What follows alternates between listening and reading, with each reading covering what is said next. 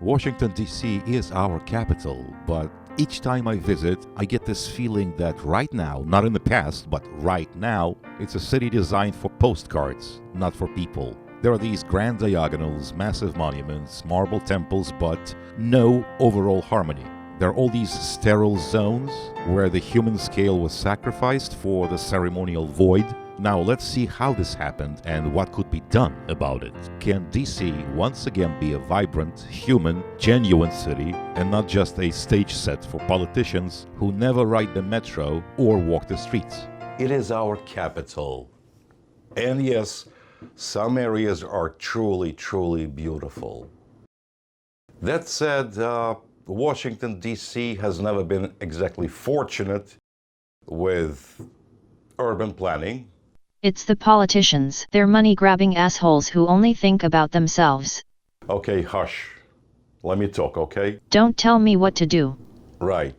So, the original plan by a Frenchman named Pierre L'Enfant was reluctantly accepted by the founding fathers. Still, even though he envisioned these grand diagonals converging on symbolic sites, his scale was, well, human. Plazas, circles, and boulevards that could be walked and actually, feel lived in. Some modifications were made. The process was interrupted by the War of 1812. And in 1814, the Brits torched some federal buildings and some residential ones, including the White House. Vandalism on an industrial scale. Most buildings were restored, some improved upon. After that, the original plan somehow just fell through. Then, almost a century later, Senator James McMillan of Michigan put together a different plan, emphasizing grandeur, which was a popular idea back then at the start of the 20th century. He was a moron. Not necessarily, but he wasn't exactly our version of Baron Osman. Anyway, the budget was agreed upon, as was the approximate amount of kickbacks, whereupon true professionals took over the project, and suddenly the city center became, well, overly monumental with vast, underpopulated areas. As a result, the National Mall today is ceremonial and empty. The two things that make a city vibrant, the human scale and neighborhood life, those are gone. Neighborhoods are no longer tied together. There is no overall harmony. Shit. Today, huge gaps exist between residential, commercial, and civic areas, producing sterile zones where people don't naturally walk, shop, or live. It's beautiful in spots, and look at that, right? There are monumental buildings here and there, but it's all disjointed. There's no unity, there's no ensemble, no harmony. Metro stations are too far apart. That's because the system was designed as a hybrid, part urban rapid transit, part suburban rail. The result is it doesn't quite deliver on either. Bunch of feckless parasites. Will you shut up? I'm within my rights. There are neighborhoods that are breathtaking architecturally, thanks in part to zoning laws that prevent developers from erecting file cabinet high-rises. But most of these areas have no cafes, no shops, and as a result, no neighborhood life.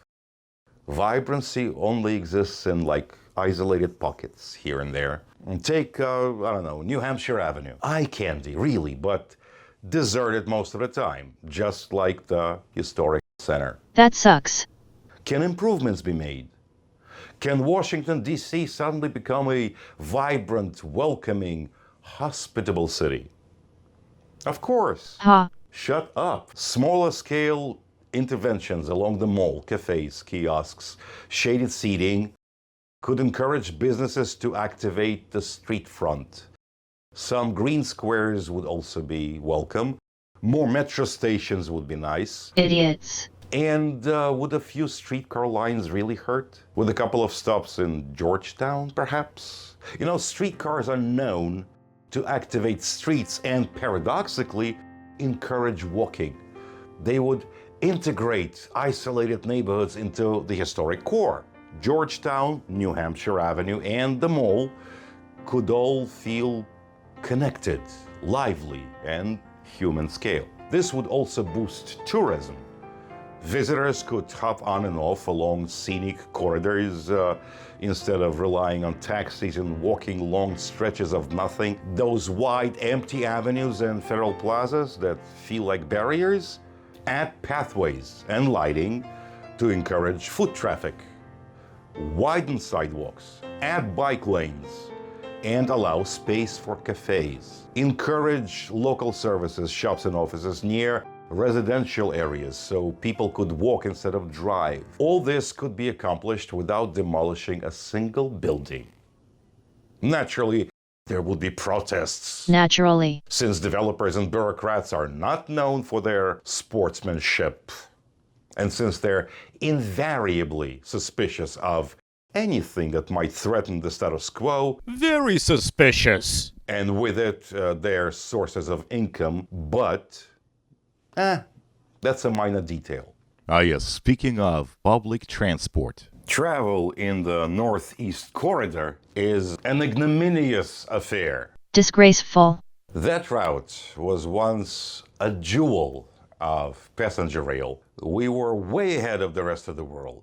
Today, we can't even be mentioned in the same sentence as Italy, France, or Japan. Traveling from New York to DC by train is needlessly expensive and, by today's standards, absurdly slow. The bus is cheaper and travel time is in fact about the same, which is idiotic. What's worse, flying is often cheaper, though not necessarily faster, once you factor in getting to and from the airport. Think about it. Air travel is less expensive than taking the train. Really, something needs to be done here. Yeah, right, like it's all they think about all day. Now, let me point out something else that might be important. You see, major cities around the globe are built around their primary temple.